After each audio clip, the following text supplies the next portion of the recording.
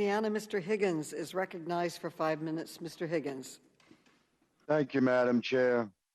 How dare we? How dare we? How dare the sovereign states and free Americans challenge the oppressive, omniscient authority of the all-powerful national democratic machine? How dare we exercise our legal and constitutional rights to question irregularities of an incredibly significant election? We have thousands of affidavits signed by American citizens regarding very suspicious election irregularities on the days and weeks leading up to the 2020 election, and specific shocking observations of electoral sabotage on election day itself. When my colleagues summarily dismiss the sworn affidavits of American citizens as liars and conspiracy theorists, yet an illegal alien crossing our border with a scripted plea for asylum taped to his head, he's seen as a paragon of virtue.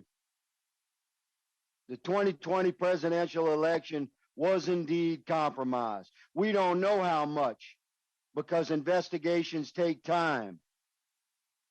Yet as of January the 20th, 2021, Joe Biden was indeed our inaugurated president. But listen good.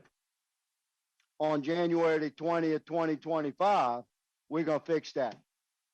And Democrats will have an opportunity to deal with the re-elected and newly inaugurated President Donald J. Trump again.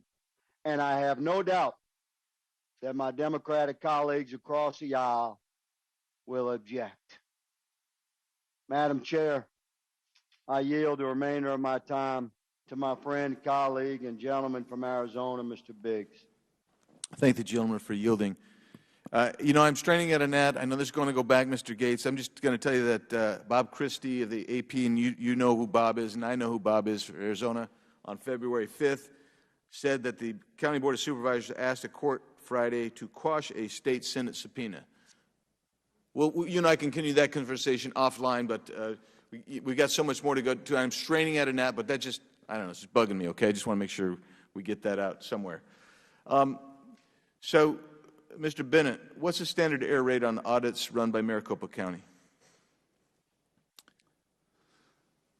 Well, in Arizona state law, when you do a hand count, it's a very limited hand count. And that's the audit that we're talking about here, that they claim that they did. Yes. For example, in this election, the total number of ballots processed by Maricopa County ended up being processed in 10,341 batches, most of them at 200 per batch. As the first mail-in returns were coming in before election and before being counted, 52 batches were set aside as potential batches to hand count verify. 26 of those 52 were randomly selected through a process that's stipulated in state law. And it was those 26 batches, totaling about 5,000 mail-in ballots, that were hand counted and compared with the tally by the election machines that Maricopa had run. And in this election, their hand count audit, as it's called in Arizona, matched exactly. They said there was no difference between the machine count of those 5,000 ballots and the hand count done by bipartisan teams. But that's 26 batches of ballots out of 10,341. It's very front-loaded, and it's not a random sample of all 10,341 batches. It's just, and I guess that's part of the essence of this. It's not even a random sample. Correct. Yeah, and so that changes the nature of what you're looking at. You're looking at, with a full forensic audit, you're trying to get it everything you can. Mm-hmm. Yes. So, and what I'm trying to understand is if I understand right, there were chain of custody issues and other statutory violations that you mentioned in your opening statement.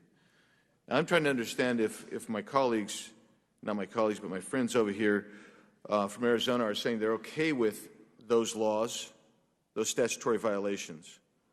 I'll just, Chairman Sellers, you got your mask off, so I guess you're ready to go. So I'll ask you: Are you okay with those statutory violations? I frankly don't believe there were any statutory violations. So you don't think the chain of custody, you don't think that was a violation at all? We were very, very careful with our chain of custody. I can't speak for what happened after it left our chain of custody because the Arizona Senate signed off accepting responsibility once we delivered the ballots. But the testimony today is that you had chain of custody problems that were inherent in what you delivered. You didn't see that? I disagree with that. Okay. The I yield back. gentleman's time has expired.